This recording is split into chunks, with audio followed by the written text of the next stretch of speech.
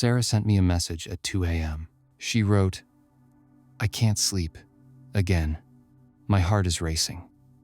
My mind won't stop. I have this presentation tomorrow at work, and I'm terrified. Not just nervous, terrified. And the worst part? I know it's irrational. I know I've done this before. I know I'm capable, but the fear, it's paralyzing me. I can't move. I can't think.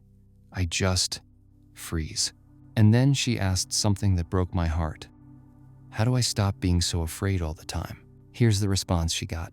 "Sarah, fear is not your enemy. Paralysis is." She was confused. "What do you mean?"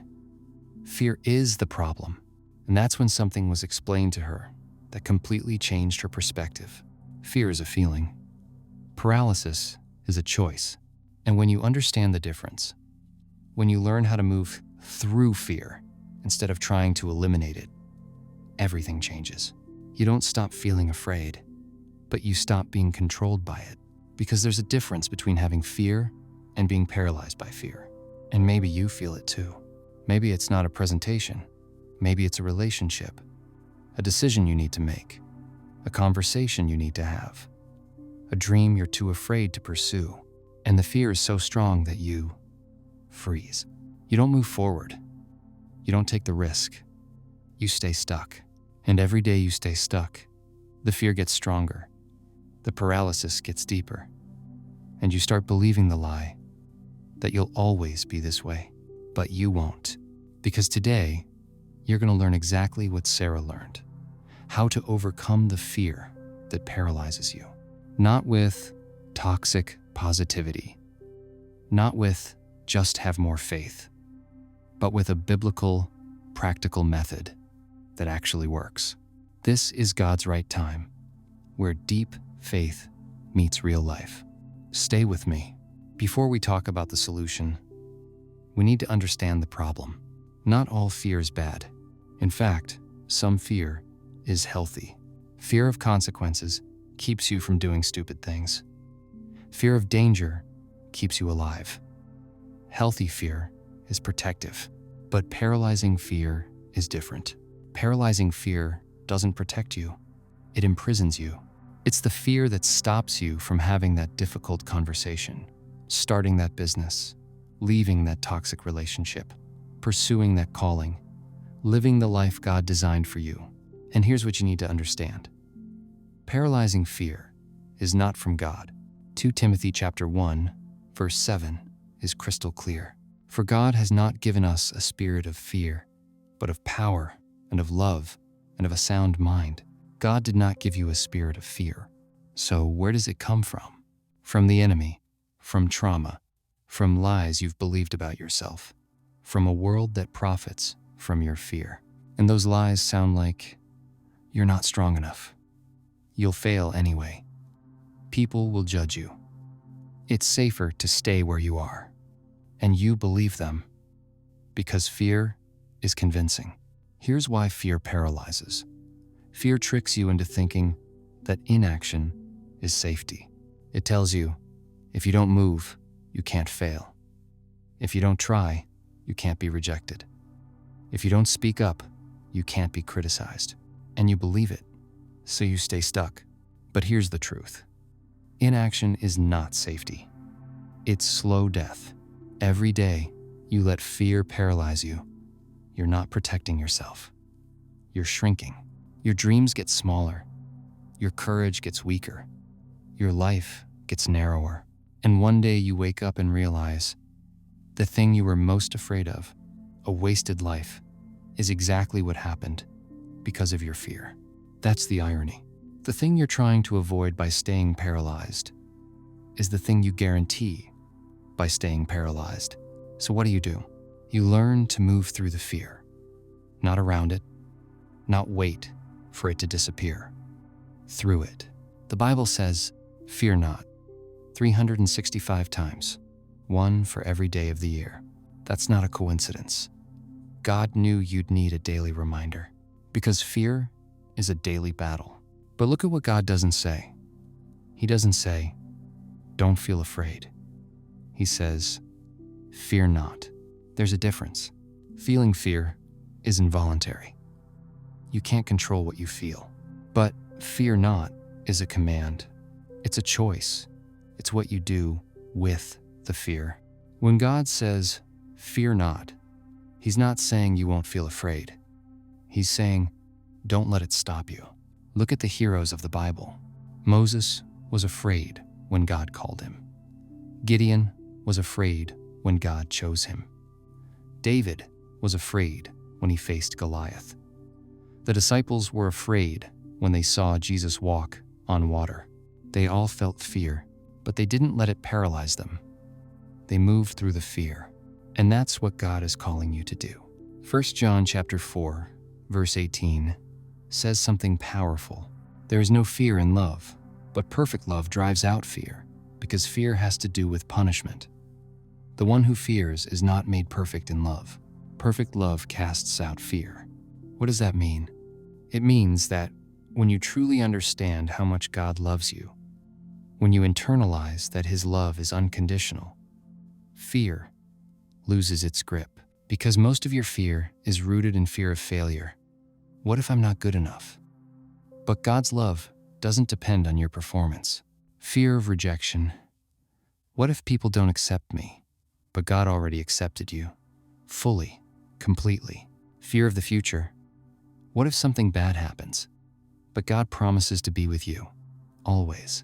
When you know you're loved, when you know you're secure in God, fear still shows up, but it can't control you, because you're anchored in something bigger than your fear. You're anchored in love, and love is stronger than fear. Paul says it in Romans chapter 8, verses 38 and 39. For I am convinced that neither death nor life, neither angels nor demons, neither the present nor the future, nor any powers, neither height nor depth, nor anything else in all creation will be able to separate us from the love of God. Nothing can separate you from God's love. Not your fear, not your failure, not your past, nothing. And when you really believe that, fear can't paralyze you anymore. So how do you actually overcome paralyzing fear? Step 1, name your fear. Most people are afraid, but they can't tell you exactly what they're afraid of. It's just this vague, overwhelming sense of dread. And vague fear has maximum power. But named fear loses power. So get specific. Don't just say, I'm afraid. Say, I'm afraid that if I start this business, I'll fail and people will think I'm stupid. Or, I'm afraid that if I have this conversation, they'll reject me and I'll be alone. Or, I'm afraid that if I try and don't succeed, it'll prove I'm not good enough. Get brutally specific. Write it down if you have to. Because once you name the fear, once you drag it out of the shadows and into the light, it's not as big as you thought. Fears thrive in darkness. In light, they shrink. Step 2, test your fear against truth. Now that you've named the fear, ask yourself, is this fear based on truth or assumption? Most paralyzing fear is based on assumptions, not reality.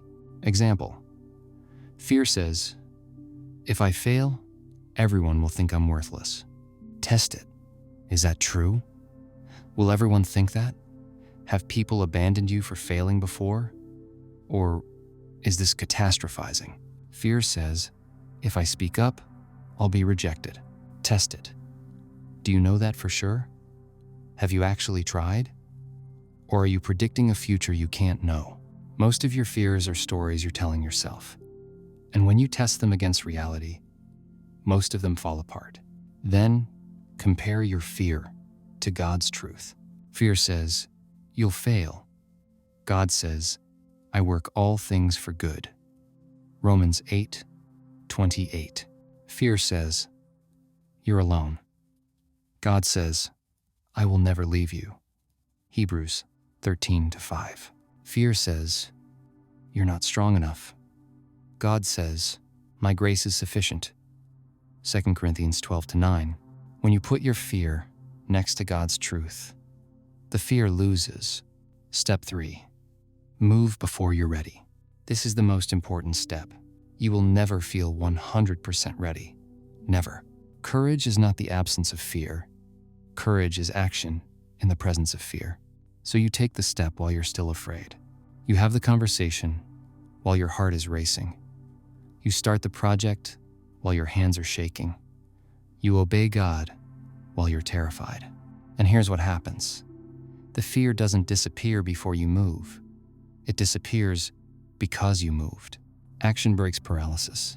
Every time you take a step, despite the fear, you prove to yourself that fear is a liar. You build courage, and courage is like a muscle. The more you use it, the stronger it gets. Joshua chapter 1, verse 9. God says, "Have I not commanded you? Be strong and courageous. Do not be afraid. Do not be discouraged. For the Lord your God will be with you wherever you go." Be strong and courageous. Not wait until you feel strong and courageous. Be strong and courageous. It's a command. It's a choice. So you choose. You don't wait for the fear to leave. You move while it's still there. And with each step, the fear loses more power, and you gain more freedom. Remember Sarah from the beginning? A few weeks later, she sent another message. She said she did the presentation, terrified, shaking, heart pounding, but she did it. And you know what? She didn't die. She didn't fail catastrophically. People didn't reject her. She survived. And more than that, she proved to herself that fear is a liar. Now, every time fear tries to paralyze her, she remembers that moment. And she moves anyway. Not because she's not afraid anymore, but because she learned that she's stronger than her fear. And so are you. So here's a challenge for you this week. Identify one thing you've been avoiding because of fear. One conversation, one decision, one step toward your dream, one act of obedience to God. Now, name the fear specifically. Write it down. Get it out of your head. Test it against truth. Is it real or assumption? What does God say? Take one small step toward it this week. Not the whole thing, just one step. Call and schedule the meeting. Send the email. Have the first 5 minutes of the conversation. Register the domain. Write the first paragraph. One step, while you're still afraid, because that's how you break paralysis. One courageous step at a time. And here's a promise. The fear will still be there, but it won't control you anymore. Fear is not your enemy. Paralysis is. And you don't have to live paralyzed anymore. God didn't give you a spirit of fear. He gave you power, love, and a sound mind. So use it. Move through the fear. Take the step. Trust that God is with you. And watch what happens when you stop letting fear write your story. Before you go, do something powerful right now. In the comments below, type the one fear you're choosing to face this week. It could be, I will have that difficult conversation, or I will start that project I've been avoiding, or simply, I will take the first step today. When you write it down, you're making it real. You're declaring that fear will not control you anymore. And when you see others doing the same, you'll realize you're not alone in this battle. We're all learning to move through fear together. Your comment could give someone else the courage to finally take their step too. Remember, God has not given you a spirit of fear, but of power, love, and a sound mind. So use it. Move forward. Take the step. Fear doesn't get to write your story anymore. If this message helped you, share it with someone who's paralyzed by fear right now. Subscribe to God's Right Time, because here we don't just talk about faith, we show you how to live it. Until next time, courage, always.